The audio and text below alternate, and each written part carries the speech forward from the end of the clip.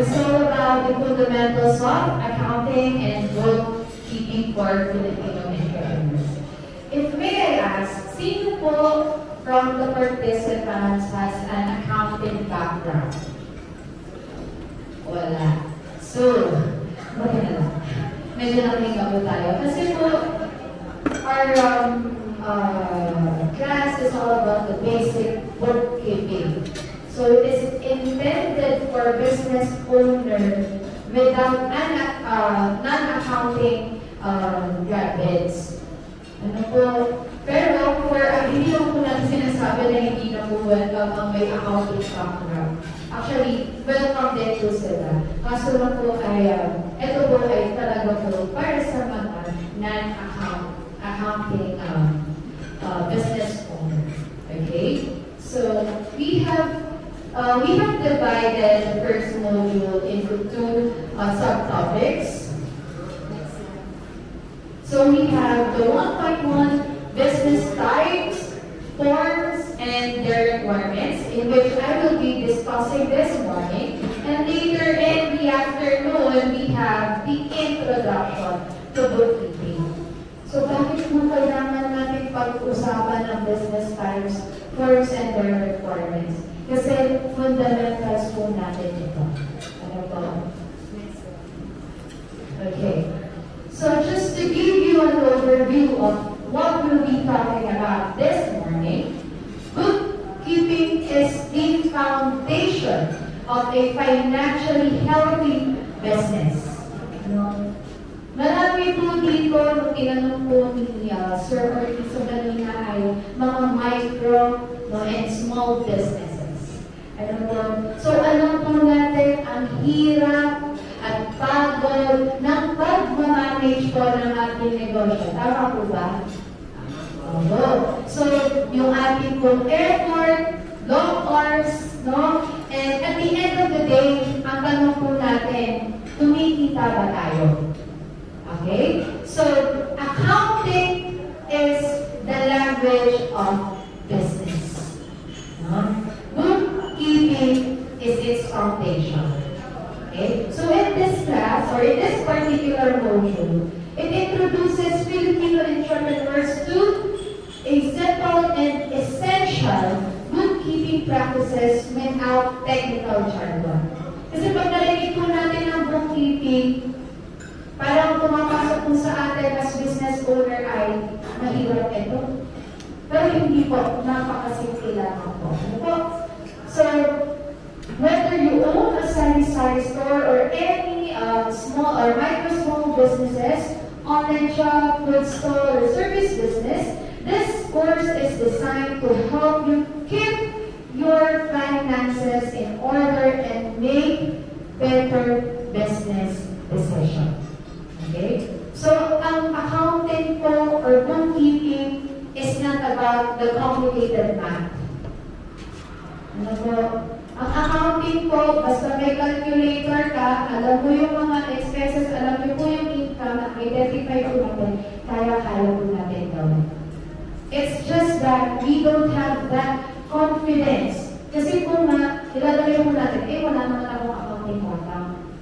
Ano po? Actually, this topic is, pinag-iisipan ko po kahapon kung paano po ang aming accounting. At naalala ko po na ako po, or ang husband ko po, ay isa din po micro-business owner. Okay po? So, we own a printing services dito po sa Nasod Group. Maliit lang po, registered naman po, hindi po kami palogong. Okay po? So, ngayon po, ang asawa ko po, siya po yung nagmamanage dahil ako po isang full-time instructor sa University of Manila. And doon po po napag-practice sa kanya. Meron po siyang nag-iisang notebook na lahat po ng transaction niya per day nilalagay mo. So doon, makikita po siya pagdating ko, uy, kamusta? Kamusta ka? Ito ang sakit ng kamay ko para sa sulat. Sabi ko, wow, ang dami ka tayo susulat. So kumita ba tayo or hindi? So pag tinignan niyo po, kumita kasi lahat lang po ng inflow ng pera. Okay po? Yung outflow po, yung other expenses, hindi po na natin into consideration. So that's the time na papasok ako. Okay, alam mo ba kung magkano ang tinubo mo? Or paano mo ba napresyohan ang iyong mga pinapagaya? So, again, it's not about complicated math. Okay? It's about discipline, keeping track of income and expenses, and knowing your milestone. Saan napunta? Saan ko ginastos? Pwede ba ako mag-expand? Okay? So, for Module 1.1, we have the business types, words, and their requirements. Simulan po natin, i-define ang accounting at bakit ito mahalaga.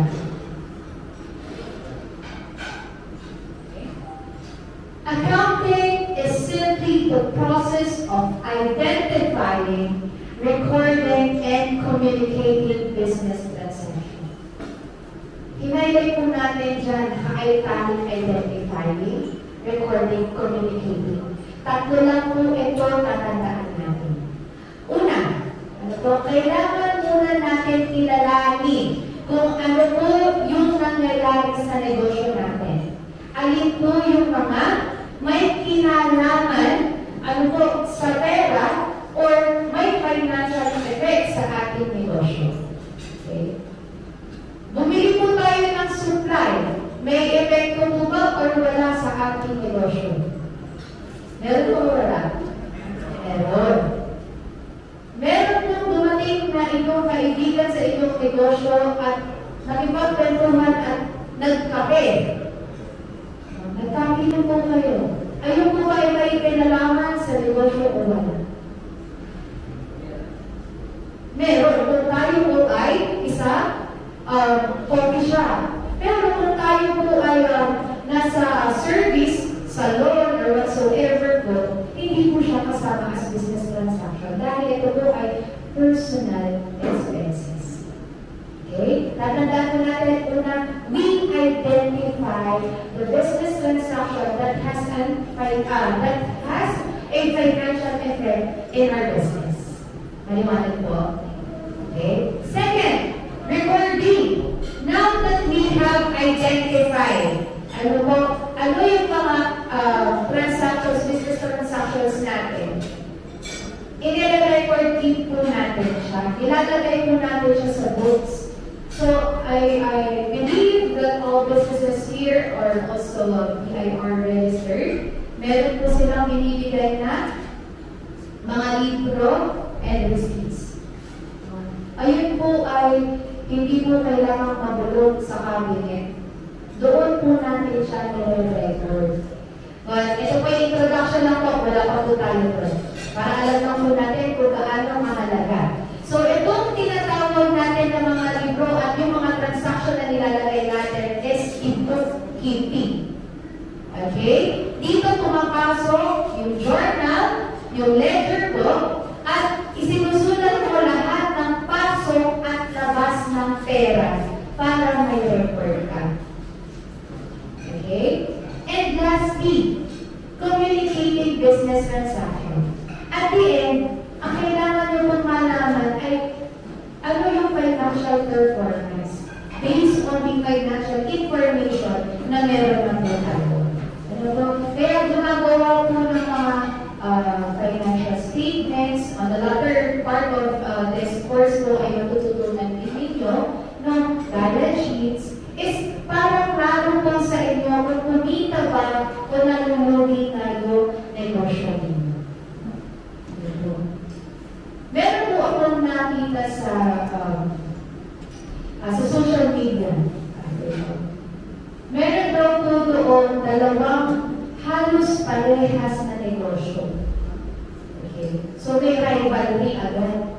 Ngayon, paano sila nagpe-presyo? Yung isa, binabaan niya yung presyo niya para mas makahikayan na madaming customer. Well, yung isa, nag-stay put lang siya. Okay? Ngayon, dumami na ang customer ng isang negosyo.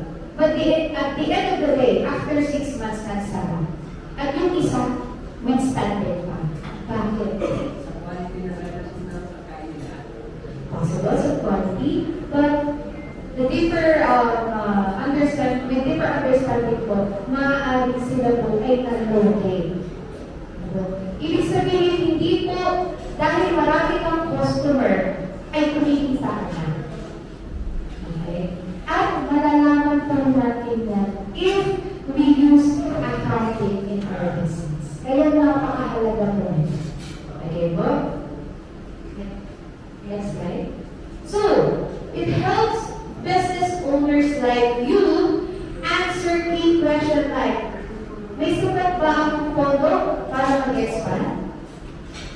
Okay? Or, magkano ba nga ang kinikita ko sa isang produkto? Or, kumita ba ako ngayong buwan? Ngayon, pwede po ba akong magtanong kung kayo po, alam niyo po yung mga bestsellers ninyo, ano po yung may pinakamalaki po kayong kinikita? Mga businesses po. Alam niyo po kaya yung produkto na meron kayo may pinakamalaking kinikita? Yes or no po? Sino po ang yes? Yes. Ilan po kayo? Sino po ang no? Wala po. Okay lang po ito. Magiging honest lang po tayo. Okay, so we have two participants na yes, they have identified. Ma'am Samaniego, if I may ask po, how did you know po that that product is your best-selling? By the quantity I sell in a certain time, sa pagdating, kasi kinukumpit ko rin po yung cost niya ay gumagamit yung aming kinikita dun sa product na yun. And then, yun nga, kung si ano yung pinaka-mabenta, yung pinaka-marami ko nabibenta sa isang buwan. So, over the time, na-identify na po namin kung ano yung product na pinakamabenta at may sapat na kita. So, parang after namin nag-aakit ng pera. So, ibig sabihin po, may kakaroon po kayo ng recordings ninyo. Okay. Si Ma'am po, yung pinakamabenta po namin is yung barako. Kasi halos ilang variants lang po yung kape namin. So, number of sales, barako. Kaya siya po yung pinaka-profitable po sa atin. yung pinaka-list po kaya identify niyo din po. Ano po, yung mga flavored coffee po namin, kagaya ng vanilla. So, mas less po siya na na-order compare sa barako and Arabica. Okay. So, I hope po, dahil ngayon, nalaman na natin ang kahalagahan po nito ng accounting. Simulan po natin, hindi naman po kasi kailangan na may journal ledger na agad tayo. Kahit po simpleng notebook per day, per transactions per day. Ano yung pinakamabili, makikita po natin na nag-inventory po ba na tayo? Alam po. Kasi, ano po po natin, bakit po tayo ng negosyo? Para kumita. Hindi naman po tayo nagtayo ng negosyo para malugi. Ano po? At para po malaman natin yan, ang numbers po ang magsasabi sa atin.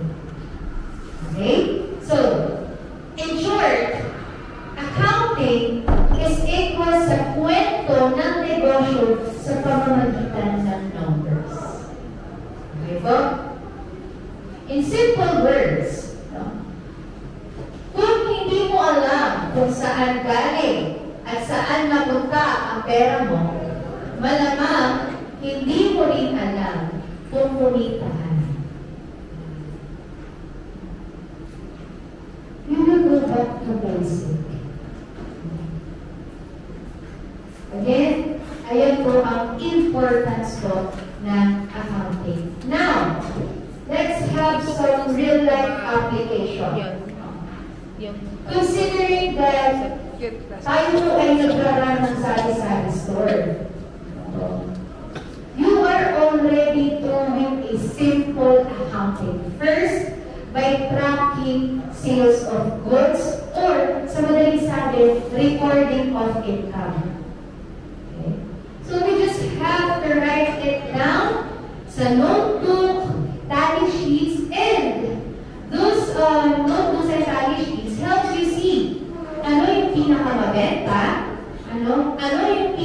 profitable.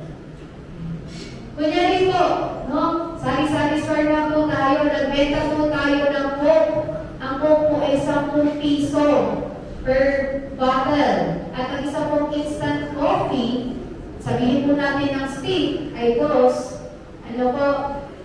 Alam po natin na mas nabenta po natin ako. Kasi mas kumikita siya at 10 pesos compared to instant coffee with only 2 pesos po earning per sales. Okay? So you might want to focus more on capitalizing your income by selling more Coke. Okay? Next one, paying suppliers. Okay? So it is the recording of expenses.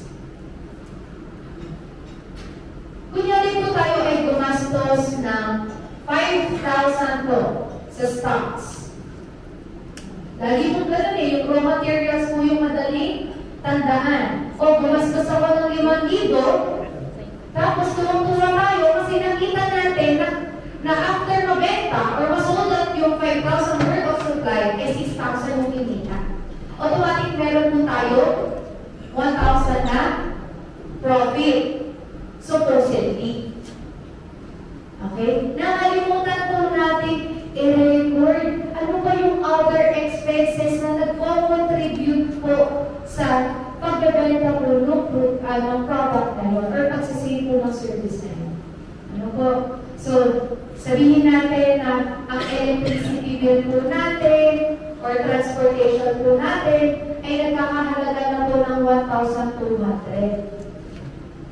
So, sa 6,000 po na sales, in-account po natin yung other expenses plus 1 po, magkano na po yung total expenses po natin? 5,000 plus 1 po. 6 po. Eh, magkano po ang profit natin? 1,000. So, may 200 po tayong lugi pala. Kasi hindi po natin na-record yung necessary expenses. Okay? So, without records, akala mo kumita ka. Kasi, malaki yung benta. Tumugo. Pero, sa totoo pala, nalugi ka na. Okay? So, kailangan mo lahat ng expenses related to business transactions is well accounted for. Okay po? Susunod po, setting aside money for rent. We are talking about budgeting. No? Pag tayo po nag-budget, tayo po ay nagpaplano ahead of the business expenses. No? So, ito po ay covered na. Okay? Rents, other fees, barangay, no? Even yung mga pang-take out ninyo na plastic bag, ilalagay nyo po iyan. Isasama niyo po siya sa postpay. Okay po? Kasi if you don't set aside money or you didn't budget your money, you might end up using personal funds. No. Remember po, in doing business, separate entity po ang business owner at ang negosyo. As much as possible, we wanted to use yung capital lamang na nilabas natin. Maliwanag po? Okay. So, example, yung rent po ninyo ay 3,000 per month. At kumikita po kayo ng 300 pesos per day. Maaari po tayong magtabi na ng 100 kada araw mula doon para at the end of the month, meron na po tayong pambayad sa renta.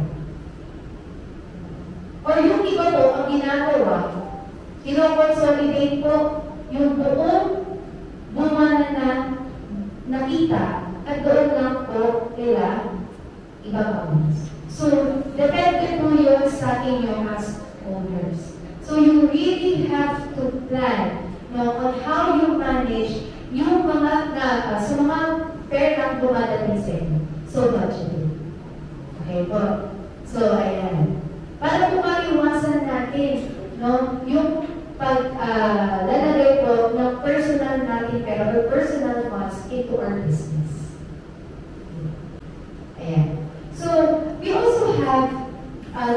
different types of business ownership.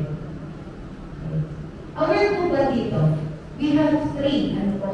We have sole proprietor, partnership, and corporation. Sino po dito ang sole proprietor? Okay, kaya na yan. How about partnership po? Meron po.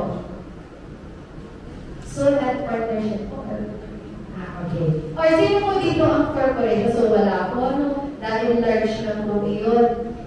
Okay? So, ano po ba pag sinabi natin sole proprietorship?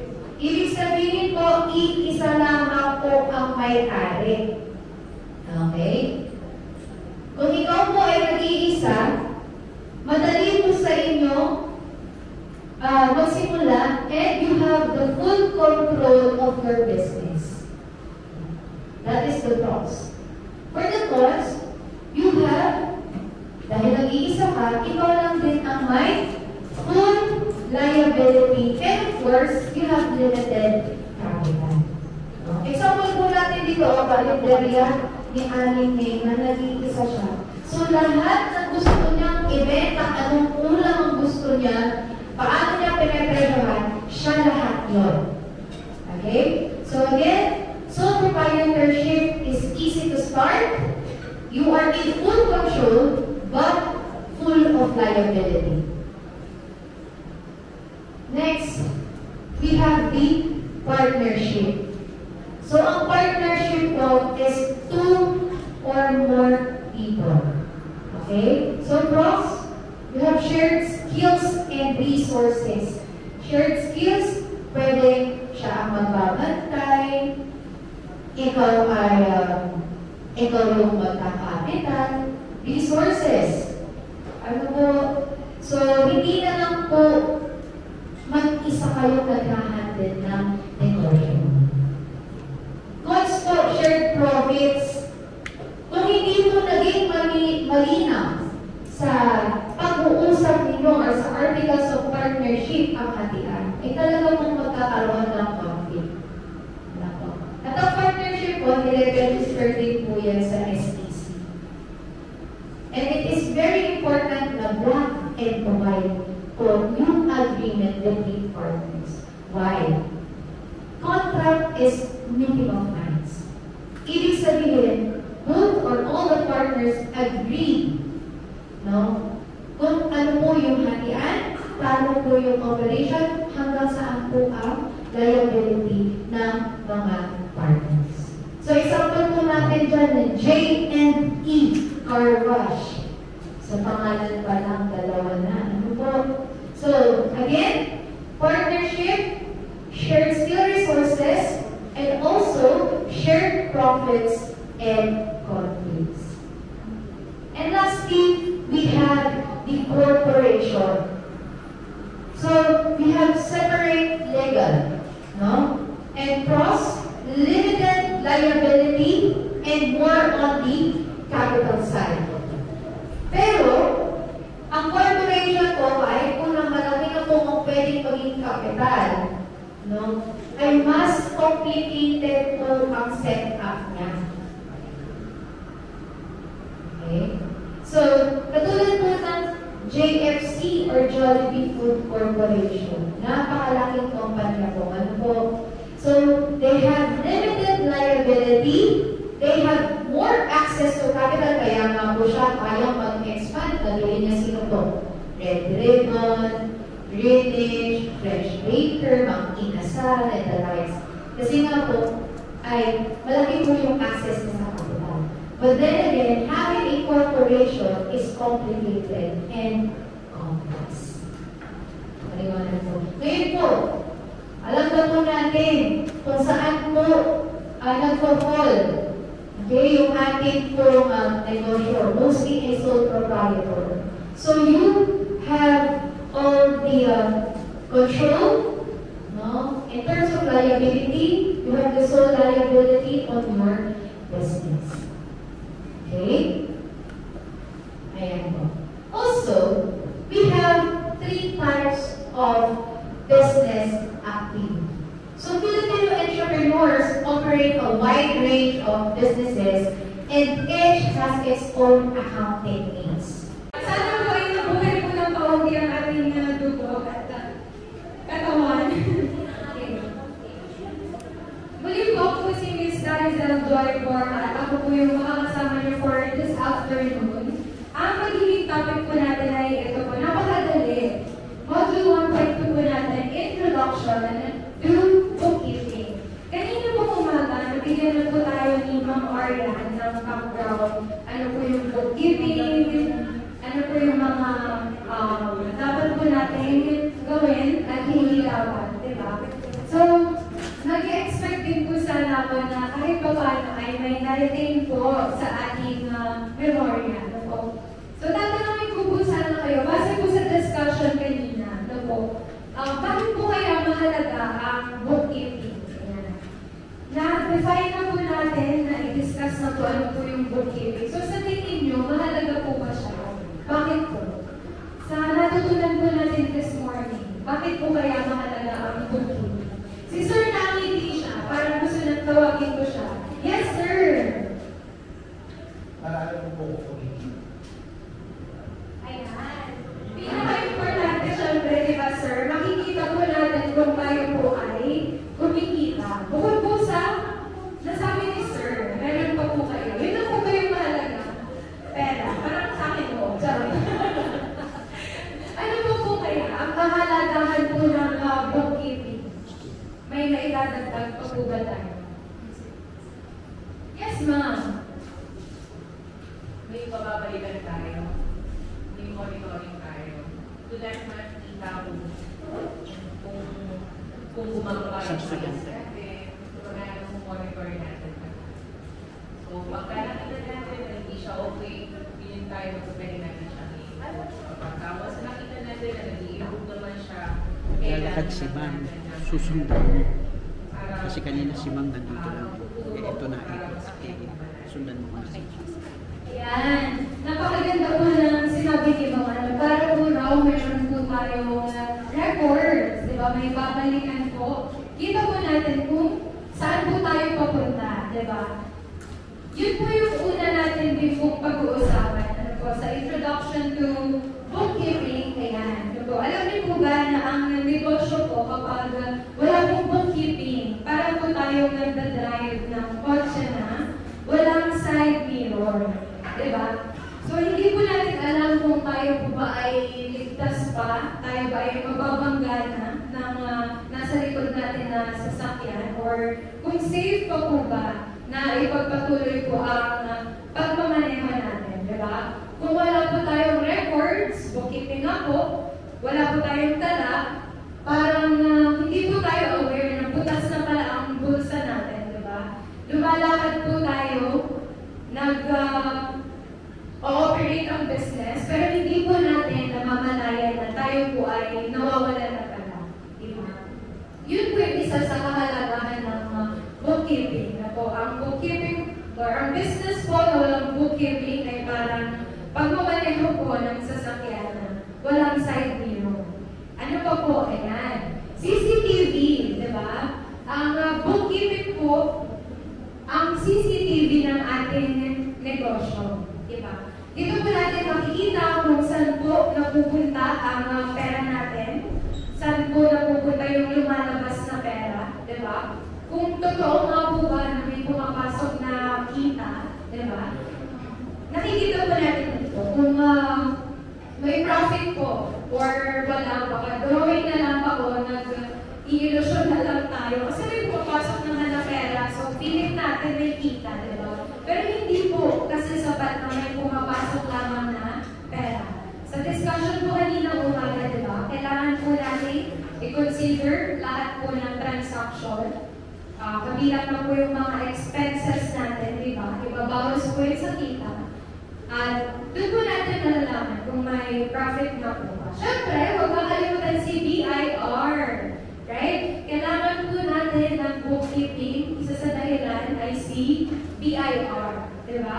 Ito po kasi bookkeeping yung parang report card po natin sa school. Diba? Kung tayo po ay ipapasa ni BIR o ibabangsa. Kailangan po ay kumpleto na tayo sa requirements, sa course requirements, sa subject ni BIR, para po tayo ay pumasa. Diba? Ayan. Sa huli po, ano ba? Bookkeeping ay para pong GPS. Para pong GPS ng ating negosyo. Hindi po tayo manghuhula kung saan pupunta, saan dapat ilagay ang pera. Kasi po, meron tayong basehan. Diba? Sa bawat decision po na gagawin natin, i-reinvest pa po ba yung pera na kinika or itatago muna or sa ibang bagay po ba i-invest, diba? Saan po tayo magbabase? Sa atin pong libro, sa atin pong records, diba? Para hindi po tayo magulat na nagiging horror story na ang ating pong negosyo, diba? So, ang GPS po, ang bookkeeping po, ang ating GPS para makarating po tayo sa destination natin. Ano pong destination? Ito po, ayan. Ayan, ang Island of Profits. Lahat naman po siguro tayo gusto dito po ang patunguhan, di ba? Island of Profits. So, si bookkeeping po ang magiging GPS natin para malating po si Island of Profits. So, paano po ba tayo makakarating dyan? Ayan. Sa bookkeeping, ito po ang mga rason. Bakit po kailangan natin ng bookkeeping? Kanina po, tama po yung mga nasagot niya, tama naman po. Pero gusto po natin i-explore pa. So, dadagdagan po natin yung mga nasabi ni na Ma'am Sir kanina. Okay? Isipin po natin na ang negosyo po ay parang paglalaya sa barko. Okay? So, kung wala po tayong records, hindi po natin alam kung paano gagalaw, di ba? Yung bookkeeping po ang ating mapa, GPS or compass. So number one reason bakit po kailangan ng bookkeeping to track expenses. Yan. Parang nag-book na ako ng barko, so doon po natin isusulat saan po napupunta ang ating kita, saan po napupunta ang gasolina, di ba? Ano pong ruta, yung mga dinaan natin, kasama po yung pagkain ng crew, or kung meron po ba tayong i-repair sa barko, and so on.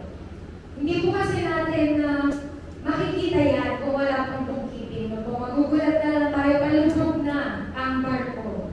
Diba? Number 2 po, ayan, to know if your business is profitable, kagaya ng nasabi po ni Sir kanina, diba? Kung kumikita po. Okay? Diyan po natin makikita kung dehado ba or pumapaldo na po ba yung business po natin. Kailangan po natin makita kung gaano na po kalaki or kaliit ba or kung meron nga ba na kinikita po ang ating business. Number 3, pangatlo po, yan, to prepare for BIR taxes or BIR requirements. Diba? Ito po nga po yung sinasabi ko na report card natin sa government. Diba? Kung wala po tayong maayos na tala or records, baka po bumagsak tayo sa klase ni BIR. Diba? Pero kung kompleto po ang ating record, sigurado po tayo na tayo po ay papasa. Diba? Papasa po tayo palagi kay BIR kung may maayos po tayo na records. Pang-apat po at huli, syempre, to make informed decision. Yan.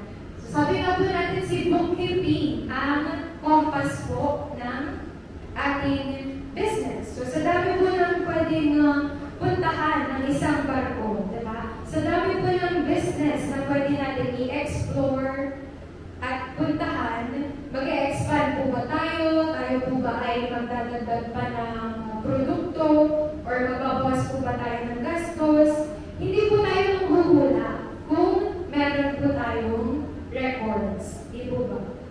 So, meron po tayong datos or libro, basehan, na magiging gabay po natin sa ating business journey, po, sa ating entrepreneurship journey.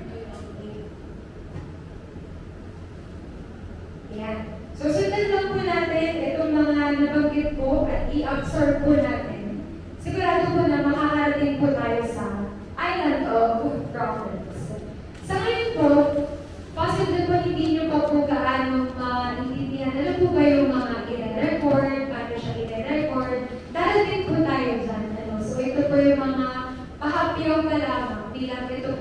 introduction na po sa bookkeeping. Ayaw din po namin kayong biglain kasi po ay masakit po sa ulo. Yan po yung accountant nga namin sa likod po ba na sakit na agad ng ulo. Sir Raul po.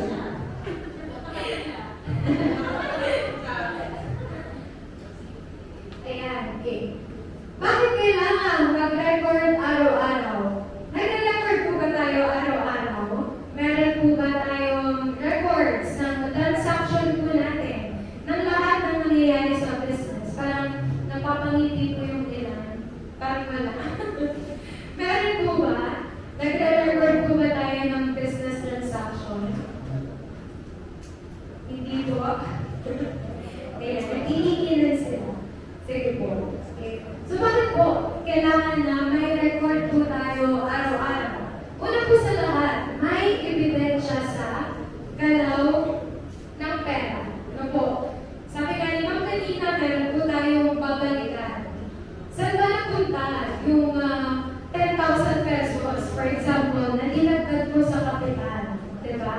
Saan na siya napunta? So may ebidensya po. Pangalawa po, mag-monitor po natin ang cash flow. Ano po ba yung cash flow? Yung labas at pasok po ng pera natin. Yan. Sunod po, makaiwas sa gulo. Sa gulo po saan kaya? World War ba?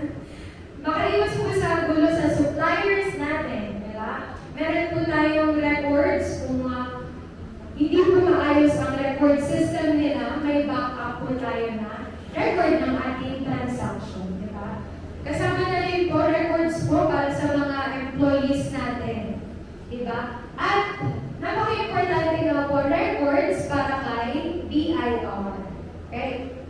Okay. Sunod naman po, yan, mabilis at tamang desisyon. Napakahalaga po na may record po tayo araw-araw para sa tamang desisyon. Tamang desisyon po saan? For example po, kung tayo po ba ay magre-restock na ng supplies natin, kung tayo po ay mag-order na ng raw materials po natin o hindi pa, kukulangin na po ba? Or sobra-sobra pa ang ating supplies? Diba? Hindi lang po ito records ng ating po raw materials or ng tinatawag na po na inventory. Pwede rin po natin siyang maging basehan po ng ating budget para sa business, pati na rin po sa pagtingin kung sino po ang ipopromote natin na employees, ang best employee, at hindi masyado nagpa-perform na maayos. Lahat po ng yun, di ba? Mababalikan po natin. May tala po tayo. Okay? Ayan. Puntahan naman po natin itong mga bagay na dapat po natin itala or i-record. What to record din. So, una po sa lahat, syempre, sales. Kahit ano naman po ang business natin, kung service man po siya or may product po tayo na nilalabas, binibenta, lahat po yun ay may sales. At pag sinabi po natin na sales, ito po yung kita or benta, hindi lang po ito limitado sa cash transaction. Di po ba? Ang ilan po siguro sa atin ay meron pong credit transaction or pautang. Meron po ba? Meron po, ayan, di ba?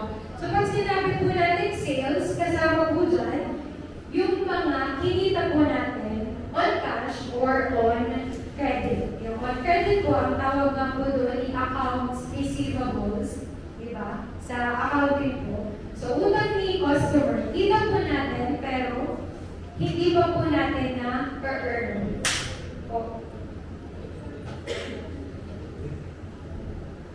Ang sunod naman po natin ay expenses. So, pag sinabi mo expenses, lahat po ng pera na lumabas sa ating business. So, kasama po yung utilities, supplies, labor. Ito po yung mga bayarin ng ating negosyo.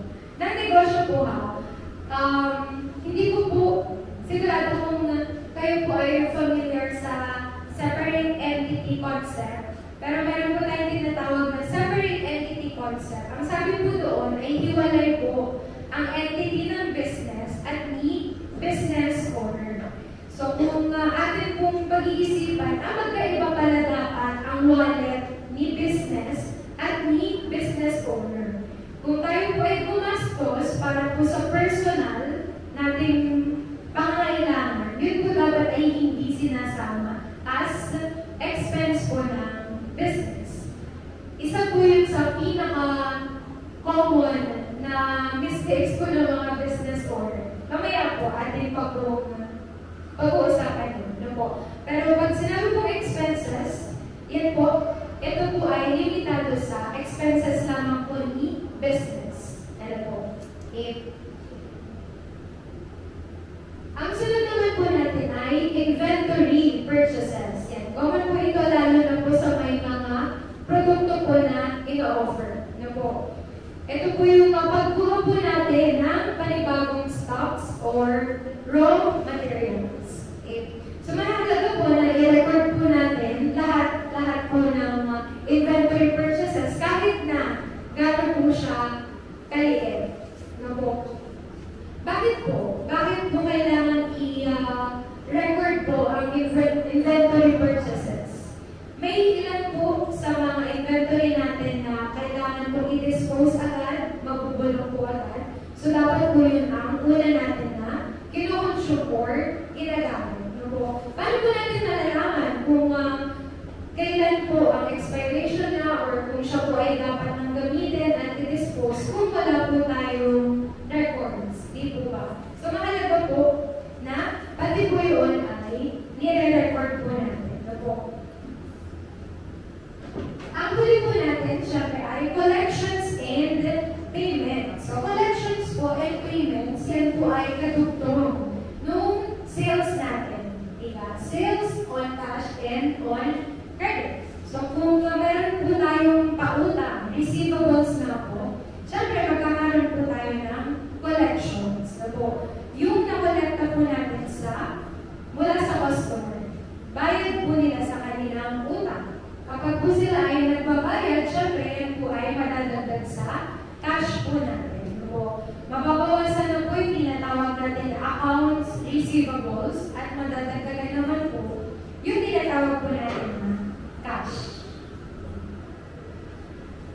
Payment. Ano naman po yung payment? Kung may mga supplier po tayo, bayad po natin sa ating suppliers. Yung payment. So kung si customer po may accounts receivable sa atin na dapat bayaran, tayo naman po sa mga supplier, meron po accounts payable.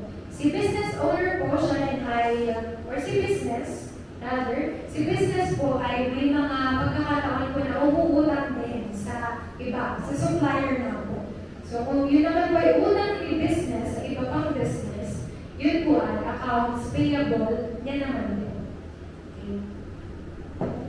Ito po, para hindi po tayo magulumihanan, meron po tayong practical daily workflow. Simpleng steps lang po kung paano po ba tayo makakapagtala or makakapag-record po ng ating transaction. So number 1 po, kolektahin lahat ng data source. Ano po ba yung source ng ating data? Ay yun po mga sales invoices po natin, di ba? Yung mga cash register tape po, yung mga records po sa POS natin, payment slip, customer receipts, yan po yung pinagkukuhanan or pagkukuhanan po natin ng ating records. Diyan din po natin ibabangga yung mga naitala po natin sa libro po natin.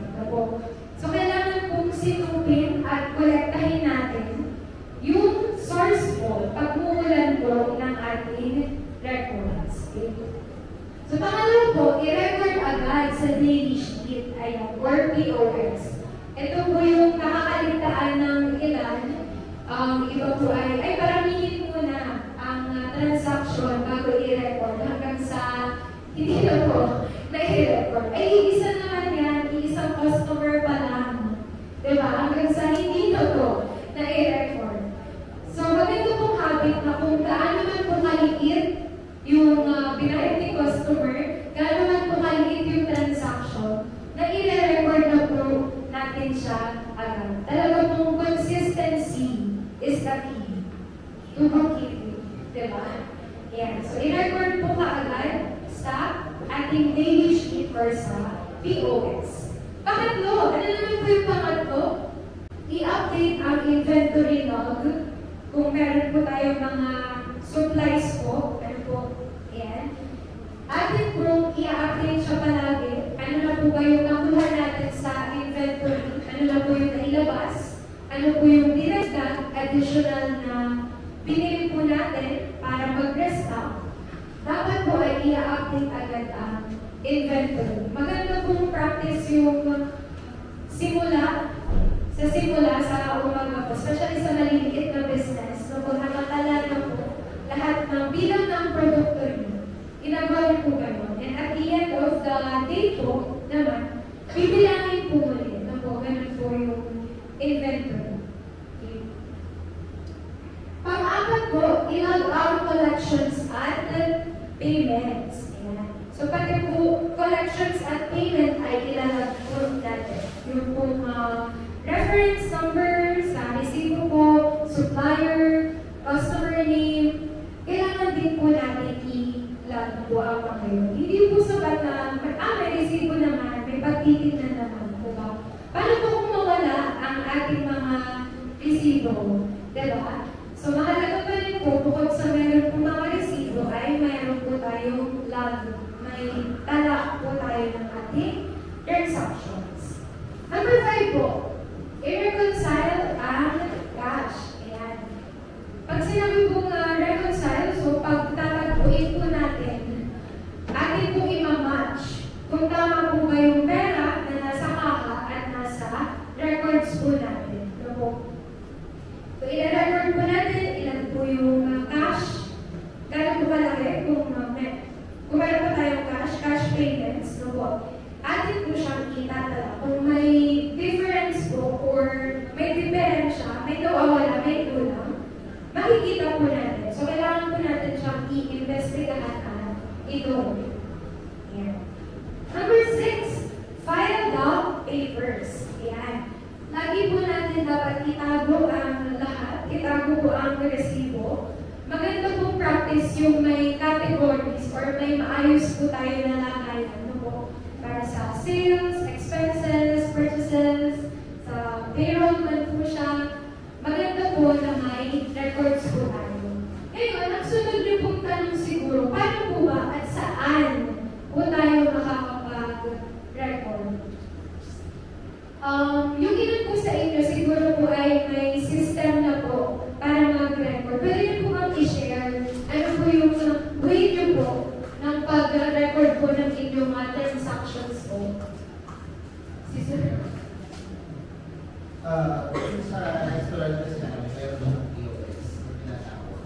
Which is yung dinidiscuss diba, yung standard lahat. Okay. Ang daily basis, makikita namin yung sales. Kung ano yung mga nagpapunch, kung ano yung nababawas sa inventory, kung ano yung mga transactions na nangyayari, kung RG, cash, so naka-record na siya lahat. Tapos pag yung staff, yung in-and-out ng staff, nare-record din siya. Nare-record sa lahat. Dati, pwede ito. Sa akin, medyo maganda yung system, kaya nga lang medyo masakit na konti sa una. Pero mararamdaman mo yung mas mamomonitor mo, hindi mo na kailangan mantayin siya 24 hours yung business mo. Kasi kahit nasa saan ka, nakarapan siya. Yeah, salamat po sir sa pag-share po ng inyong system. Ano po? Mga system po sa mga businesses po na nag-uumpisa pa lang or sa, let's say, micro or small businesses, siguro po ay medyo masakit po sa bulsa talaga kung mag-purchase na po agad tayo ng nasabing system kasi alam ko po sir, hindi po biro yung presyo po yung pag-avail po ng system. Ano po? Hindi lang naman po limitado sa ganoon po, dashboards na may system po. Ano po? Yung way po natin na pagtatala ng ating pong transactions. So kahit po sa maliliit po na paraan,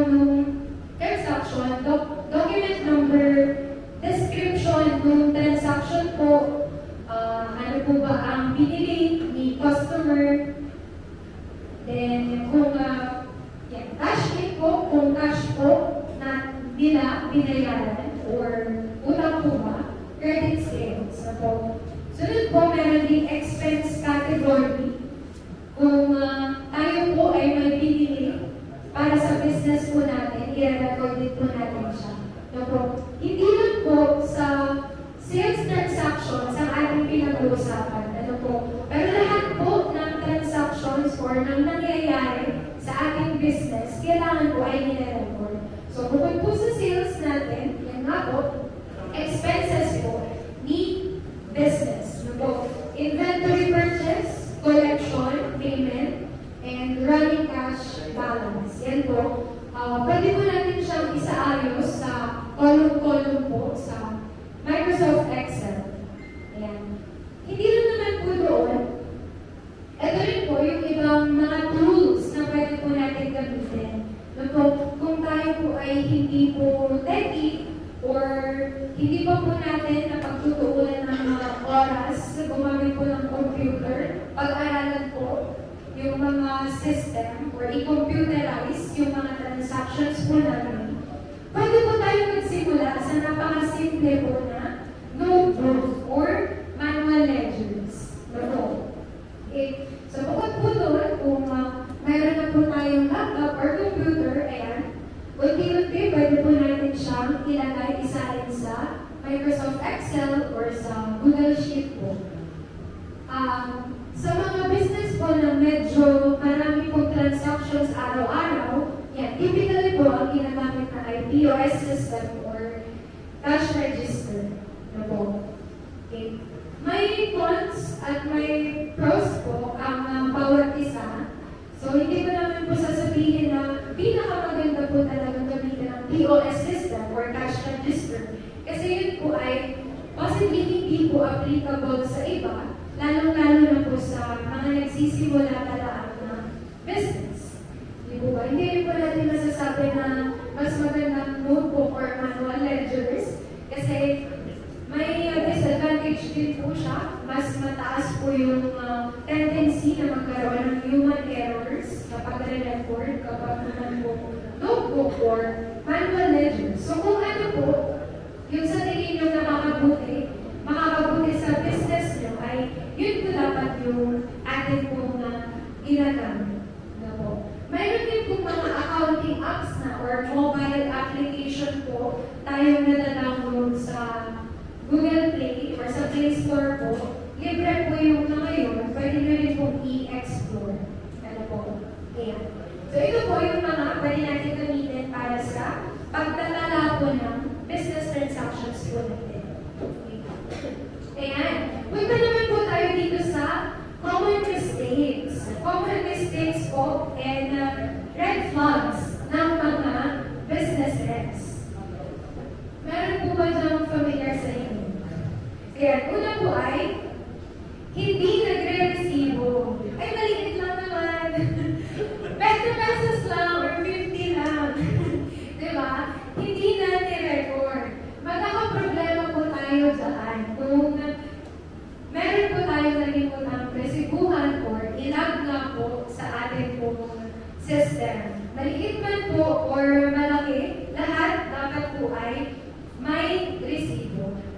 Hindi lang po kasi recorded ni BIR, di ba? Pero para na rin po sa business natin. Magkakaroon po tayo ng legal problem at bookkeeping problem, parehas po, kung tayo po ay walang resibo. Ano po? Ang sunod naman po natin, mixing of personal and business cash. At saka na rin po, hindi lang cash, pati inventory, kung ngayon po ay sari-sari store, di ba? Ay, gutom na, alas-alas na, kuha mo na ng pansit canton sa tindahan, di ba? Pero, ano po ba dapat siya? Recorded po as sales ng sari-sari store or expense po ba? Di ba? Dapat po ay hindi po natin pinaghahalo ang personal na transaction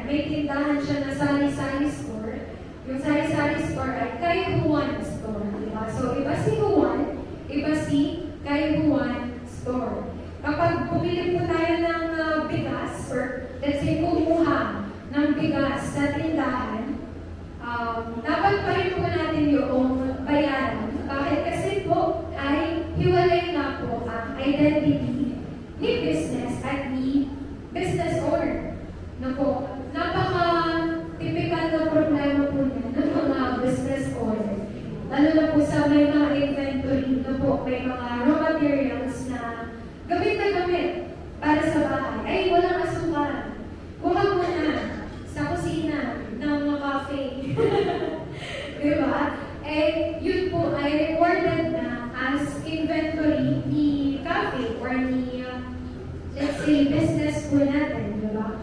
Magkakaroon po tayo ng problema kapag hindi po natin siya ni-record na maayos or pinaghalo nga po natin ang pansarili pong pangangailangan at needs po or inventory nga ni business. So, ang wallet po ni business ay wallet ni business, ang wallet ni business owner ay wallet ni business owner. Hindi po siya pwedeng pagsamahin. Dapat po siya ay iwalay. Typical na example din po yung gasolina. For example po ng ating sasakyan or service ni business. Si service ni business ay nagpagasolina po ng 500 pesos. So sa records po natin, yung gasolina ng 500 pesos ay para po gamitin ni business. Ay may pupuntahan ako, may chika ako kay Marites.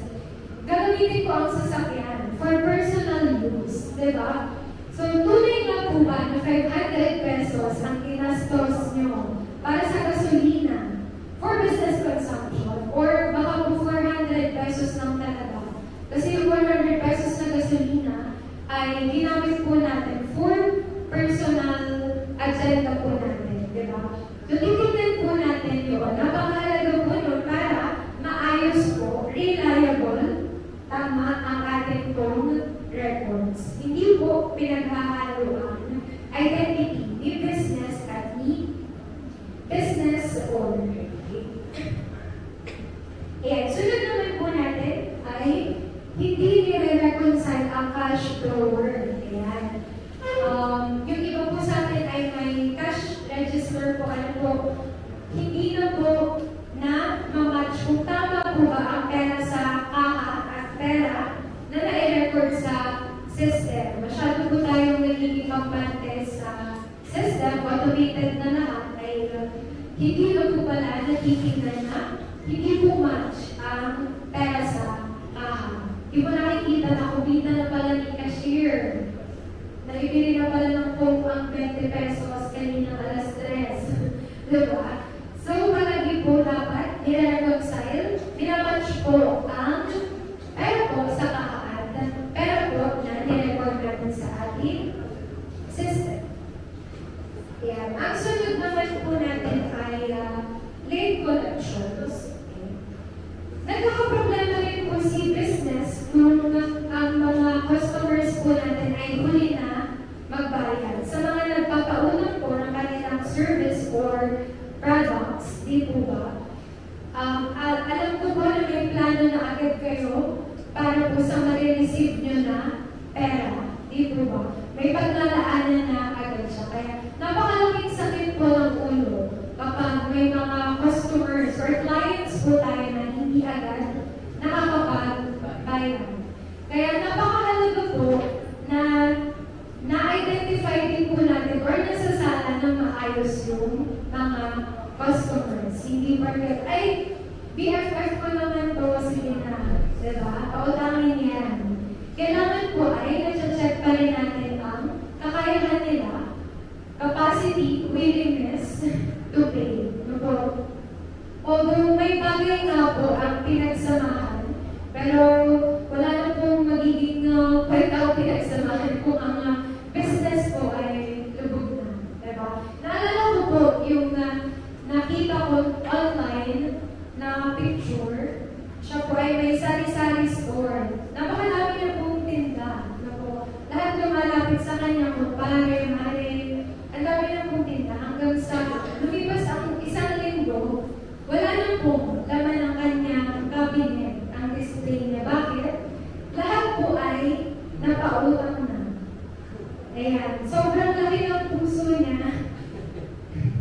Pinamigay na ang lahat, diba? Importante po ang relationship natin sa clients at customers natin. Pero wala na po yung relasyon na yun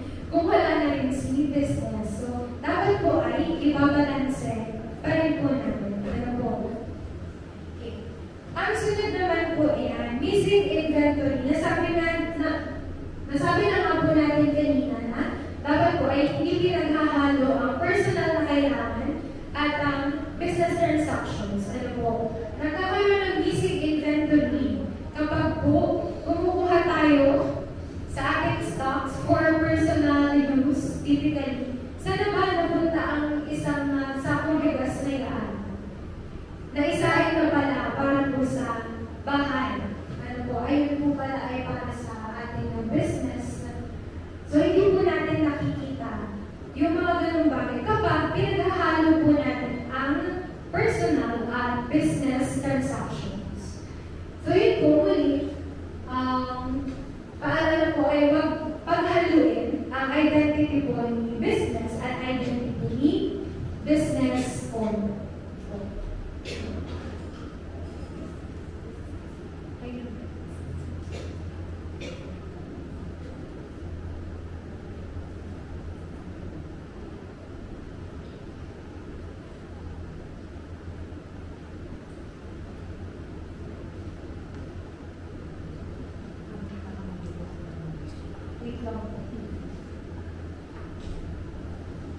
Ayan. So, ang sunod naman po natin pag-uusapan, quick checklist for everyday. Inantok na yata ang gumawa ng PowerPoint. Everyday. Walang na card. Pasensya na po. Ayan. Ano po ba yung kailangan po natin i-check sa pang-araw-araw? So, parang sigurado na may maayos po tayo na records. So, number 1, naitala po ba lahat ng cash sales at credit sales? Ano po, hindi lang po yung mga cash sales or mga transactions po na meron tayong hindi ng pera, pero yung mga transactions din po na nagawa po natin, let's say, on credit, na po, pautang kay customers. Na po. So, hindi lang po dapat cash sales, pati po credit sales ay dapat na i-record po natin. Pangalawa po, nalagba ang lahat ng resibo para sa expenses. So, bukod po sa sales na pag-usapan natin kanina, lahat po ng expenses ni business po hindi business owner, yan, dapat po ay naitatala din po natin. Okay. Pangatlo po, inventory counts. Updated po ba ang inventory counts? Ilan na po ang nabawas natin sa stocks? Ilan po ang nadagdag? Every day, na po, araw-araw, dapat po yan ay updated. Ang sunod naman po natin, na-record ba ang collections at payments? Yan. Meron po ba tayong accounts receivables or pautang na na-collect na po? Dapat ay updated po ang ating record. May mga utang po ba tayo sa iba na nabayaran na po natin? At pag-iba po, tama ba ang closing cash pagkatugma sa laman ng drawer? Na-discuss po natin kanina na dapat po i-reconcile, tama po ang pera sa system natin or sa records natin sa pera po sa ating kaha o drawer. So, ito-check po natin kung magka-match na po ang dalawa. Po. Sunod po.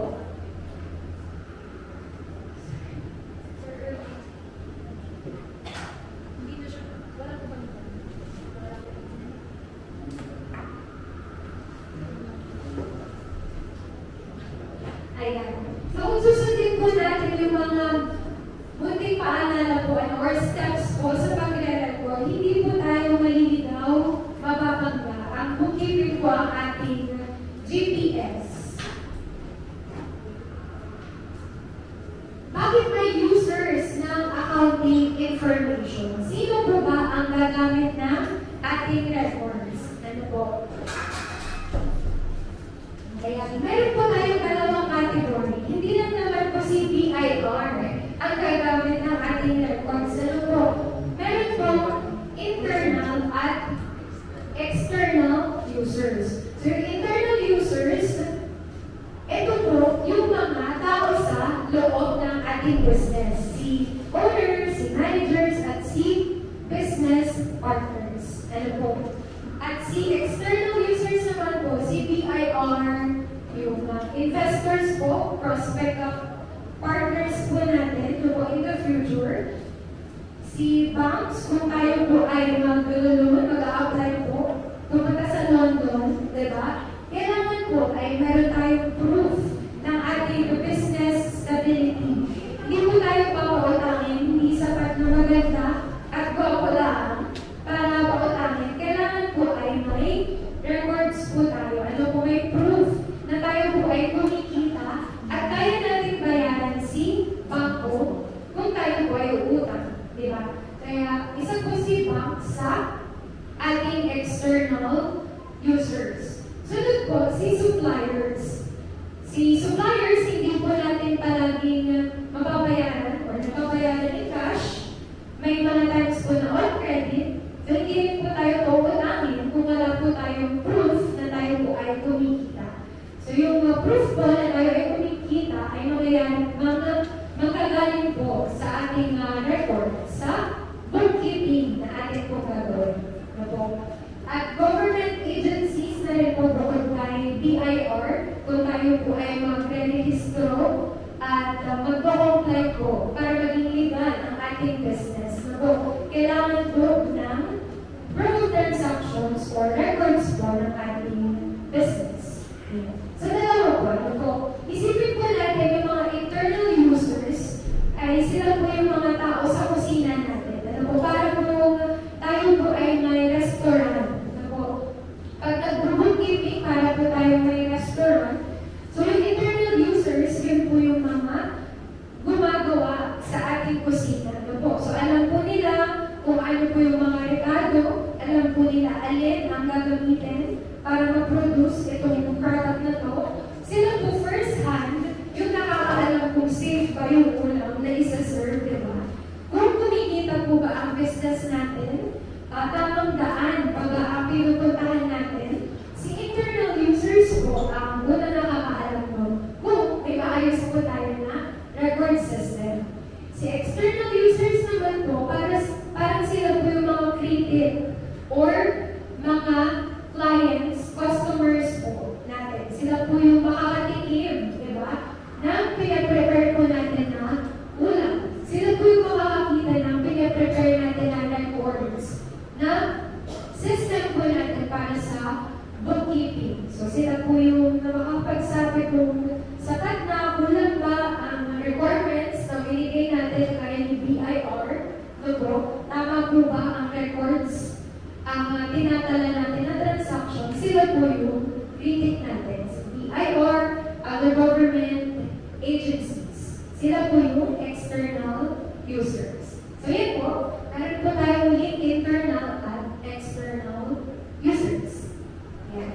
So, accounting information po ay para po tayong nananalamin. So, yung internal users, nakikita po nila sa salamin kung anong itsura nila. Kung ano po yung nangyayari araw-araw, ano po yung transactions na dapat i-record. Ano dapat ang tamang gawin para makapag-come up po tayo sa maayos na bookkeeping system. At yung external naman po, yung ibang tao po na tumitingin sa atin na nananalamin. Diba? Sila din po, nakikita nila kung ano nakikita natin sa salamin. Hindi po magiging maayos ang nakikita natin sa salamin kung hindi po natin naayusin ang ating sarili. Ang ating business, yung ways po natin ng pag-record, process po natin ng pag-record, discipline sa pag-resibo, and everything. Ayan po, tayo po first hand ang makakakita noon. So bago po makita ng ibang tao, dapat po ay naayos na po natin, nakompleto na po natin. Ayan. Yun na po ang huli po natin na slide, napakabilis ng discussion. So ngayon po ay Q&A, time na po natin. Kung kayo po ay may mga katanungan po, i-raise nyo lang po.